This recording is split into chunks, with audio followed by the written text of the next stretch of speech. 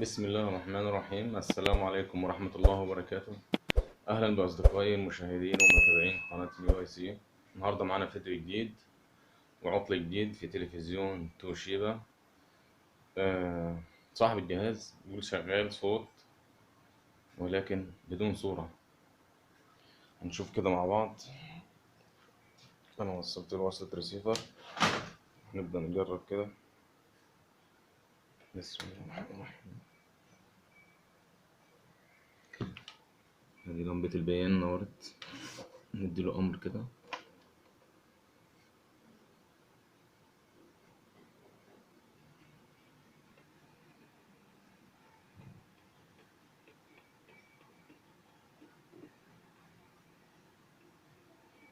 في صوت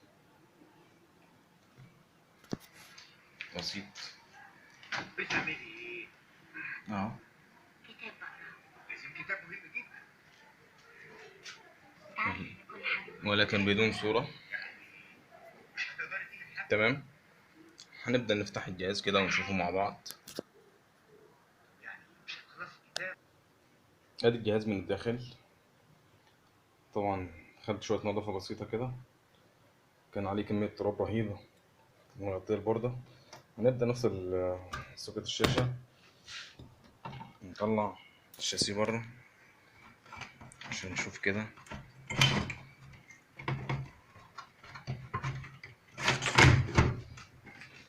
نشيل الوصلات دي.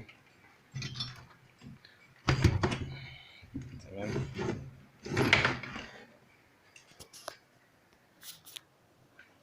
ادي البوردة بعد ما طلعتها من على الشاشة. تمام، طبعا زي ما اتعودنا الكشف بالعين اهم حاجة.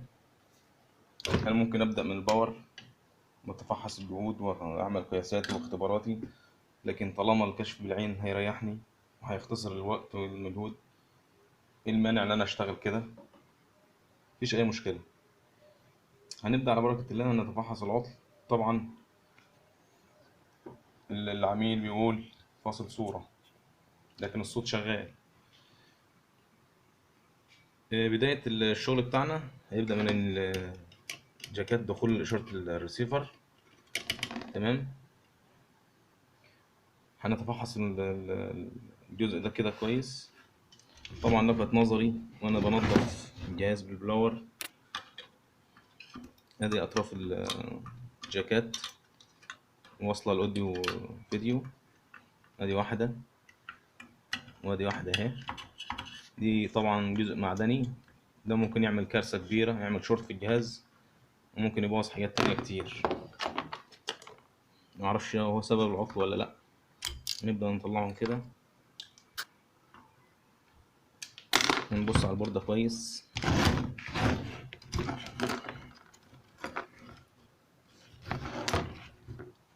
ادي مكثف اهو، عنده وصلات الاوديو فيديو، باين عليه فيه شورت اهو. وادي التاني اهو. تمام، فاضل له شويه وينفجر اهو على خط الديفليكشن اهو. ماشي، هنبدأ نشوف ارقامهم ونغيرهم ونشوف اللي هيحصل. ادي المكثف بعد ما غيرناه جنب الوصلة الاوديو فيديو. تمام، وكان قيمته 470 على 16. ماشي، انا ركبت 470 على 50. تمام، والمكثف ده على خط ال 110 على فكرة. لما اطراف وصلة طبعا الحاجات دي لما كانت واقعة هنا عملت شورت. تمام، ففيوز ال 110 ده طار. المكثف ده وصل مع الخط ال 110 اللي طالع من الشوبر ورايح مغذي لللاين. تمام، بيروح بيتصل عن طريق المقاومة دي، بيوصل ال 110 على لللاين. طبعا اللاين بيشتغل بيطلع ال 180 وتغذية الاي سي الفيرتيكال. تمام، ادي المكثف وقيمته 33 مايكرو على 160. انا غيرته بنفس القيمة اهو. طبعا فيوز. ادي البوردة من اسفل، ادي المكثف اهو على خط ال 110. لو مشينا معاه كده هنلاقيه واصل بالفيوز اهي، فيوز المنتصف. طبعا عملته سلك هنا، مش عارف هتبان ولا لا، اهي تمام. هنبدأ كده نجمع الجهاز تاني، ماشي. وصل. ادي الجهاز بتاعنا بعد ما وصلناه، جمعناه كل حاجة تمام. وصلة الأرضي، أطراف الديفليكشن، كله تمام. هنبدأ نوصل إشارة الأوديو فيديو. بسم الله الرحمن الرحيم.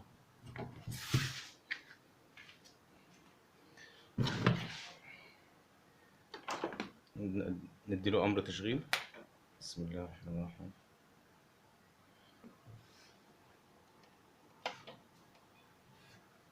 صور المرمى عبد الله جمعه بالقدم اليسرى، متقدم 5 أو 6 لاعبين بالعنوان والالوان الابيض، يلعبها على القايم البعيد، محمود علاء يلعبها الحمد لله. لسه خطيره خطيره، الكره لسه موجوده ويلعبها في المرمى، خلاص فيها فاول فيها فاول فيها فاول. تمام، الحمد لله الجهاز اشتغل تمام، مفيش أي مشكلة. صوت والصورة بفضل الله. العطل كان بسيط. يا رب تكونوا في النهاية استفدتوا، وأتمنى أكون ربنا قدرني إن أنا عرفت أوصل معلومة سهلة وبسيطة والكل استفاد منها. في النهاية بشكركم للمتابعة، أتمنى لكم التوفيق. والسلام عليكم ورحمة الله وبركاته.